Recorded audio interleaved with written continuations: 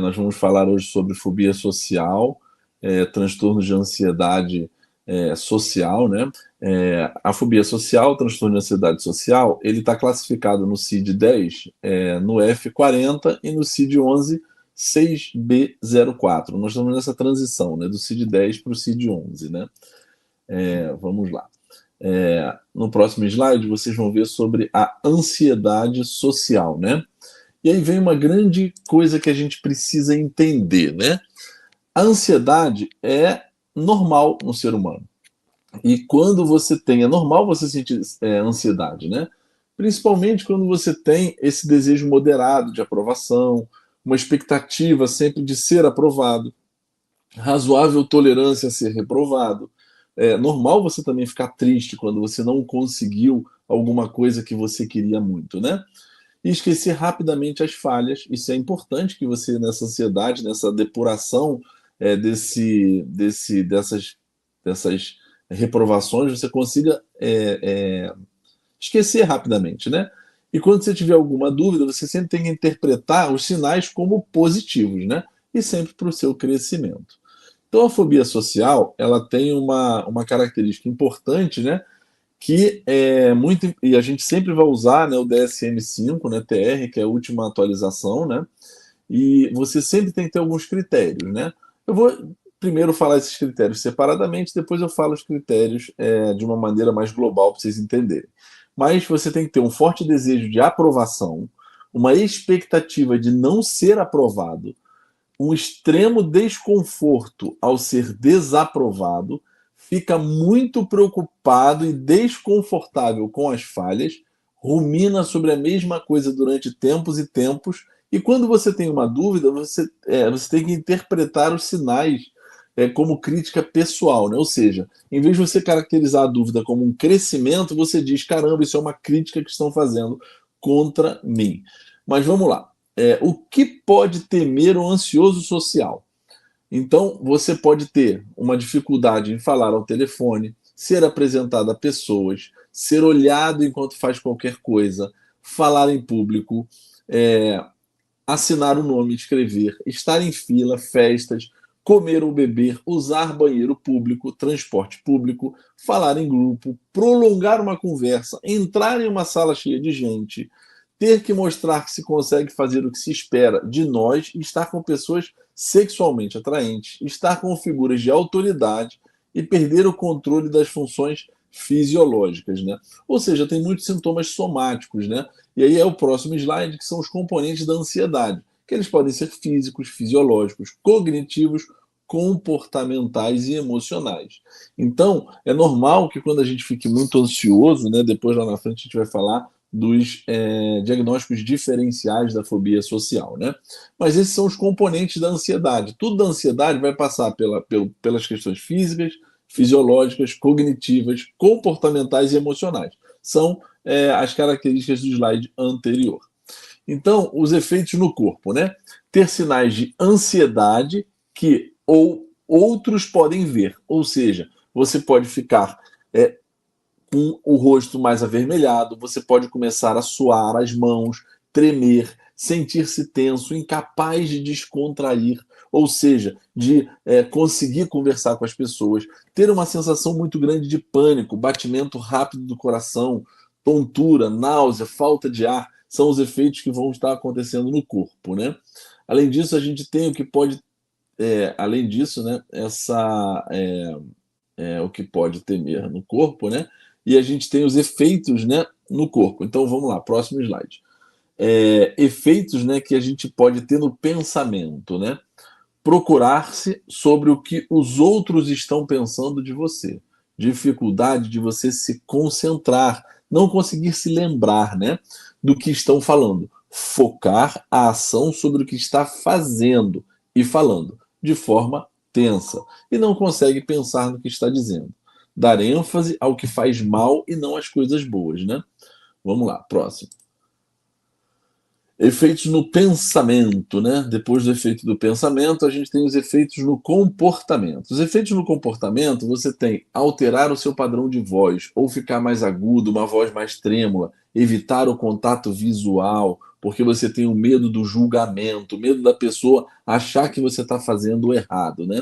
Fazer coisas que não te deixarão em evidência. Ou seja, numa roda de conversa ou numa palestra, você vai ser aquele lá no cantinho, lá no final, para que o palestrante nem veja você. Porque se ele vê você, você vai entrar num estresse muito grande, né? num critério de ansiedade muito grande. Evitar situações sociais difíceis e ficar em locais com pessoas que conhecem situações que domina, né? E o próximo slide, efeitos, né, nas emoções ou sentimentos. Então você tem o nervoso, a ansiedade, o medo, a apreensão, frustração e raiva, insegurança e inferioridade, tristeza e depressão, incapacidade de conseguir mudar, né? Vamos lá. Por que temos ansiedade social, né? Mais uma vez, os fatores biológicos podem estar influenciando, os fatores ambientais, experiências traumáticas anteriores, né, que foram reforçadas ao longo do tempo, dificuldade em lidar, né, com as exigências das diferentes fases da vida e as pressões do presente. Vamos lá. Por que não olhamos as situações da mesma forma? Porque nós temos situações e acontecimentos diferentes. Temos pensamentos diferentes, emoções e comportamentos diferentes. Não existe um ser humano igual ao outro ser humano. Por isso que a gente nunca vai conseguir olhar as situações da mesma forma que outra pessoa. Por isso, na psiquiatria, isso é muito importante. Você precisa sempre ter observação. E a observação é essencial. Então, o que acontece quando é um ansioso social? Ele vai ter situações ativadoras, né, que vão estimular você a ter esses sintomas somáticos, esses sintomas comportamentais, ativa crenças e suposições internas. A situação ela é percebida como socialmente perigosa, o constrangimento que está muitas das vezes dentro de você e a concentração está focada em você. O comportamento de segurança e evitação, sinais e sintomas de ansiedade. E o comportamento de segurança, né, criam ciclos viciosos. Ou seja, quanto mais você... Depois a gente vai ver no tratamento a importância disso. Que os comportamentos de segurança criam ciclos viciosos. Ou seja, se você tem uma fobia social, você estimula sempre cada vez mais essa fobia social e isso vira um ciclo interminável, né? E quais são os comportamentos de segurança que a gente pode dizer? Olhar para o chão, colocar maquiagem para você em excesso para não se notar ou se notar que você ficou avermelhado. Usar roupas leves por causa dos sintomas de calor, suor. Deixar a sala mal, né? A reunião, né, termina para não se ter que envolver com conversas com outras pessoas, falar devagar ou depressa, rever mentalmente o que está prestes a dizer, ficar, né, se são as palavras certas, né, esconder as mãos e a cara para ninguém perceber que você está suando frio, que você está com dificuldade para poder fazer, né, e conversar com as pessoas, né, tentar entreter, né, as pessoas e dizer piadas ou nunca arriscar o que não dizer. Ou seja, são muitos sintomas que você vai tentar mascarar o seu comportamento, né? E também, né, as suas características somáticas, para que ninguém perceba que você está tendo uma insegurança, que você está tendo alguma dificuldade naquele processo, né? E aí entra o processo do evitamento, né? Esperar que mais ninguém chegue antes de entrar numa sala cheia de pessoas. Andar e ajudar na festa para evitar tomar parte da conversa. Fica andando pela festa, né? Para ninguém parar você para conversar. Adiar coisas, como conhecer vizinhos ou fazer compras quando há muita gente. Afastar-se, fingir que não vê, né, quando avista alguém, né, que o faz sentir ansioso. Evitar falas acerca de coisas pessoais. Evitar usar sempre as mãos, gesticulando, essas coisas todas, né? E não comer em locais públicos, nem pensar. Tem pessoas que têm uma fobia muito grande de comer em público, né? E atenção, o reconhecimento, isso é muito importante para o tratamento, gente. Por isso que eu vou me dedicar um pouquinho mais nesse slide, né? O reconhecer os ciclos viciosos de manutenção que envolvem a autoconsciência e as crenças e suposições é parte integrante da resolução dos problemas. Então, isso vai estar muito ligado ao tratamento, né? Que é um dos principais tratamentos para a fobia social é a terapia cognitivo-comportamental. Porque a gente tem que entender o que está fazendo o gatilho dessa fobia, o que está dando o gatilho desse mecanismo para que a gente possa ser exitoso no tratamento definitivo. Como eu sempre falo no CAPSI, medicamento não resolve tudo. Medicamento, às vezes, dá um contorno para que a pessoa consiga trabalhar e reconhecer esses ciclos viciosos. Para quê? Para que ela tenha uma proximidade da cura, ou que ela possa até conseguir a cura dessa fobia social. Então vamos lá. Tem o antes, o durante e o depois. No próximo slide vocês vão ver. Antes que acontece a fobia social, você vai ter aqueles sintomas, né, muito somáticos e comportamental. A ansiedade de antecipação, a preocupação que possa fazer algo de errado, que não dê certo, fica ansioso e muito tenso antes do tempo, que é suficiente para a ansiedade, né? Você fazer qualquer coisa e ficar ansioso é normal. Quando começa a afetar a sua vida e começa a afetar as suas características pessoais, aí a gente vai começar a pensar nos processos patológicos. Durante o evento, você se preocupar com que a atenção volte toda para você e que as pessoas, você possa estar imaginando que essas pessoas estão te julgando. Isso daí, para as pessoas que têm fobia social e transtornos de ansiedade, né, social, é uma coisa assim muito que machuca muito, né? Faz com que elas se limitem muito, né? E o depois é você sempre achar que não fez bem, é você sempre achar que foi ruim, é você sempre distorcer a situação. Você pode ter feito uma apresentação maravilhosa ou você ter participado de uma reunião de forma maravilhosa, mas você nunca vai achar isso. A pessoa que tem fobia social, a pessoa com transtorno de ansiedade social, ela sempre vai achar que não foi bom, que foi ruim. E aí o que acontece, né? Com o próximo slide. Como ultrapassar a ansiedade social? Também é muito importante para o tratamento, gente. Mudar padrões de pensamento. Fazer as coisas de forma diferente. Reduzir o constrangimento e fortalecer a sua confiança. Isso é fundamental. Se a gente não entrar nesses 4 itens, a gente vai dar remédio, remédio, remédio, remédio, remédio e não vai resolver o problema. Vai continuar sempre com a fobia social, porque o medicamento, ele vai, volto a dizer, vai conseguir dar um contorno, mas não é o suficiente para o tratamento. No próximo slide, vocês vão ver princípios úteis que devemos ter em mente. Então, vamos lá. Tudo que a gente está falando aqui é que cada ser humano é único, né? E cada ser humano ele é individualizado, né? Então a gente tem que ter sempre muito ouvido, muita escuta para essa pessoa, porque a gente tem que identificar onde é que está o ciclo vicioso. Cada pessoa tem o seu tempo, cada pessoa vai ter um tipo de gatilho, cada pessoa, cada ser humano, seja ele criança, idoso, jovem, mulher grávida, vai ter um gatilho. Então é importante que a gente sempre tenha que entender e também estar aberto a tentar descobrir onde está esse ciclo vicioso que está causando isso para essa pessoa. Então vamos lá. No próximo slide agora vai ser a parte mais interessante, né? Às vezes a gente, na questão médica, né, a gente esquece um pouco da psicoeducação, né? A psicoeducação ela é fundamental para os transtornos mentais como um todo, né?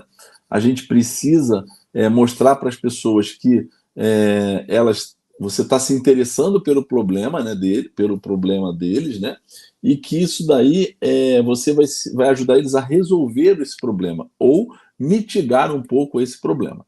Porque senão a gente só vai prescrever. Prescrever remédio é fácil. Resolver o problema, às vezes, é um pouco mais difícil, né? Então, no DSM-5, né, a fobia social também é conhecida como transtorno de ansiedade social.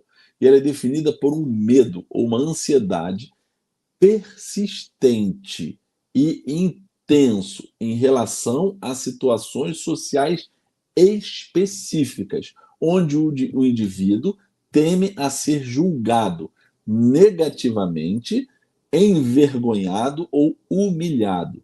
Este medo leva à evitação dessas situações ou à sua tolerância com intensa ansiedade. Então, dentro do DSM-5-TR, né, a gente vai ter alguns critérios importantes, né? Temos o critério A, B, C, D, E, F, G e H. Então vamos lá, só para vocês entenderem. Todo transtorno mental, ele precisa estar interferindo na vida da pessoa. Ponto.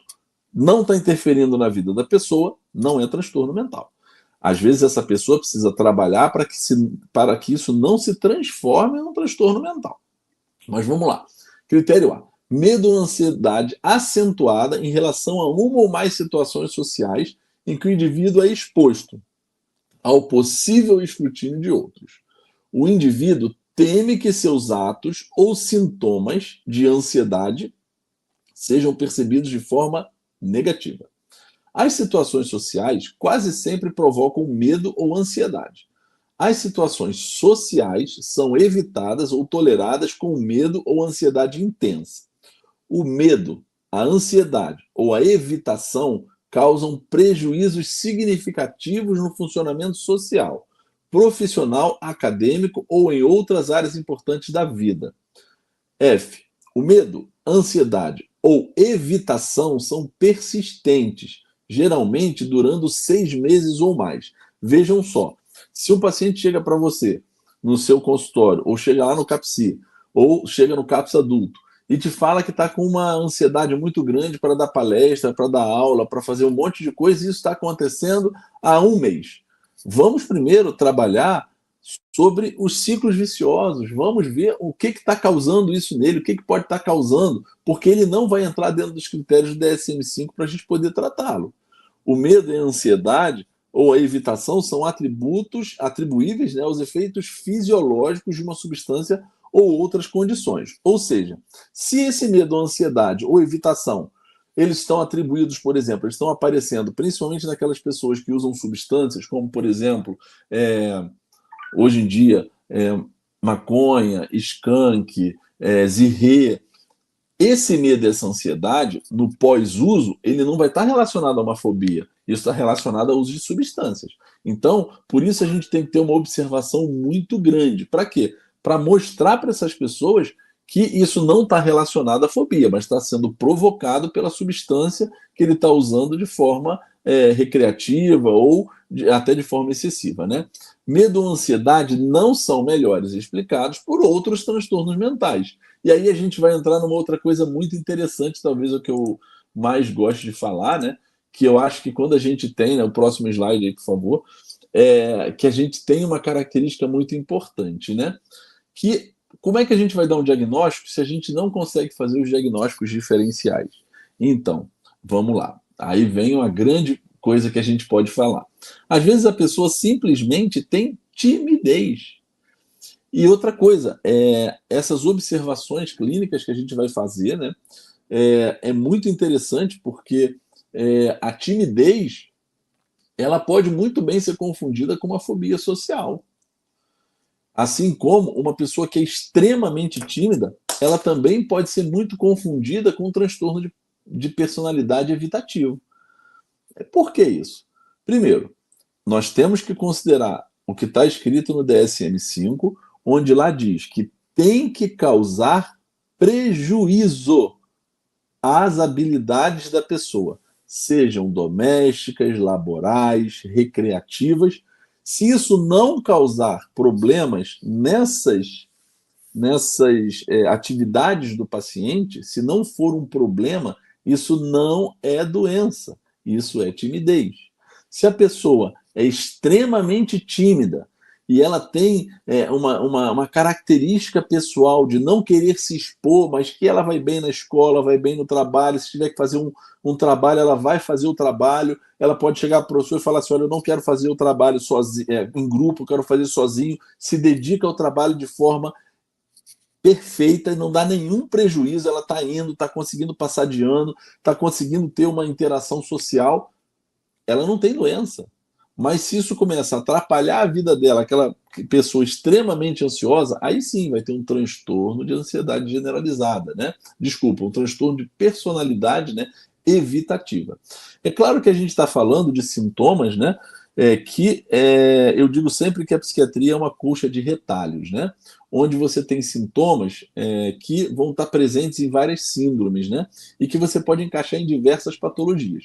Então, o paciente que tem é, uma, sintomas, por exemplo, de embotamento afetivo, aquela pessoa que não fala, aquela pessoa que tem uma anedonia, que tem uma tristeza, uma pessoa que está perdendo peso ou está ganhando peso. Aí sim você vai começar a pensar, considerando os critérios diagnósticos, mais numa depressão e não numa fobia social, né? Mas, se vocês observarem, olha como é importante a gente saber o diagnóstico diferencial. Às vezes, os sintomas de fobia social podem se manifestar também na depressão. E aí vamos para outro diagnóstico diferencial, o transtorno do pânico. O transtorno do pânico é uma coisa muito interessante. Muitas pessoas com fobia social vão experimentar transtorno do pânico. Por quê? Porque essas pessoas, elas às vezes têm sintomas somáticos e sintomas comportamentais tão intensos que elas vão começar a ter a amplitude desses sintomas somáticos, com hiperventilação, aceleração do coração, dificuldade de se manter naquele espaço, uma sudorese intensa, uma dificuldade intensa de poder lidar com aquela situação, uma vontade de sair correndo daquele espaço. E aí você vai ter essa, e de uma forma repentina, viu, gente? O transtorno do pânico, na maioria das vezes, acontece de uma forma repentina e também de uma forma pontual. Por isso que a gente fala que as fobias sociais, os pacientes vão ter, em algum momento, né, vão experimentar, né, os sintomas do transtorno do pânico. Quando a gente fala da agarofobia, a agarofobia tem uma característica muito interessante. Porque, na verdade, também pode estar, a gente pode dizer como uma comorbidade, né, acontecendo junto da fobia social, onde, na verdade, você tem os sintomas, aquela colcha de retalho que eu falei para vocês, né? Às vezes a pessoa está entrando dentro de uma sala, aquela sala está muito fechada, tem muita gente ali, ela começa a ficar muito sufocada, começa a ter. Aí você fala, mas isso aí pode ser um início de transtorno do pânico. Pode, mas, então, por isso que eu estou falando, é muito próximo. Só que a agarofobia está relacionada ao espaço. Toda vez que ela chega naquele espaço, naquela circunstância, ele vai ter essa crise de fobia, nessa coisa do transtorno do pânico, mais relacionado àquele espaço. Por isso se chama a agarofobia, né? O transtorno do estresse pós-trauma, eu coloquei como diagnóstico diferencial, porque também a pessoa com transtorno de estresse pós-trauma pode ter sintomas somáticos também, mas isso é muito fácil de você descartar esse diagnóstico, né, de transtorno de estresse pós-trauma, principalmente com a anamnese muito bem feita. Que aí você vai observar que essa pessoa sempre vai ter os mesmos sintomas somáticos quando experimentar a mesma situação de estresse intenso e que levou um grande sofrimento psíquico lá atrás. E aí vem também as fobias específicas. Né? As fobias específicas, na maioria das vezes, são fobias específicas a determinadas substâncias ou determinadas coisas que estão especificadas no DSM-4, né? Que é, por exemplo, a barata, fobia específica, por exemplo, a animais, a cachorro, a gato, mas isso é muito específico. Então você entende que essa pessoa que está tendo esses sintomas somáticos por essa fobia específica vai estar dito lá. Bem, e aí eu botei aqui muito interessante, que é uma grande controvérsia, né, que é o mutismo, né? Muito bem. Às vezes a gente vai atender as crianças não falam nada. Elas ficam quietas e silenciosas. Só lembrando, ela na sua frente não fala nada, mas na escola ela é uma tagarela e em casa ela é uma tagarela. Bem, isso não é mutismo, isso é a criança que não quer falar com você.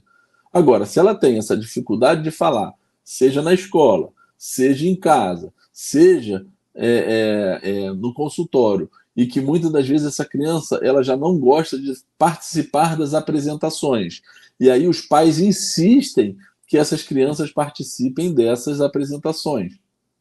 Ou os próprios pais falam, você não tem que falar com estranho, você não vai falar com estranho.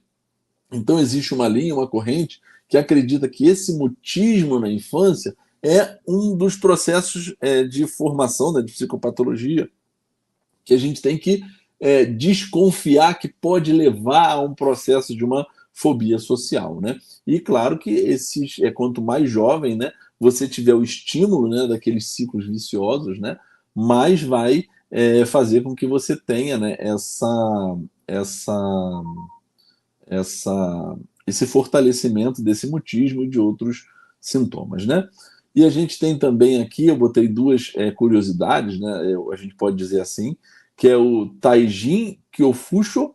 Isso foi diagnosticado, não sei nem se está correto, perdão, se tiver algum japonês aí, provavelmente está errado, né? Mas isso foi estudado, né, por observação também no Japão, onde você tem uma antropofobia. O que é isso? Os japoneses têm muitas características comportamentais que são próprias da cultura deles. E às vezes as pessoas desenvolvem uma sensação de julgamento dos outros por conta dessas características, né, culturais, né, de comprimento, de lavar as mãos, de meditar. Isso pode levar a essas fobias também, mas relacionados às características comportamentais. E a síndrome de She-Bladers. O que é essa síndrome? Essa síndrome nada mais é do que, por exemplo, às vezes o nome é bonito, né? Às vezes a gente deixa de propósito, são aquelas pessoas que vão ao banheiro em algum local público e ficam com vergonha ou com sintomas somáticos e comportamentais receosas de que tenham alguém do lado de fora esperando eles saírem do banheiro.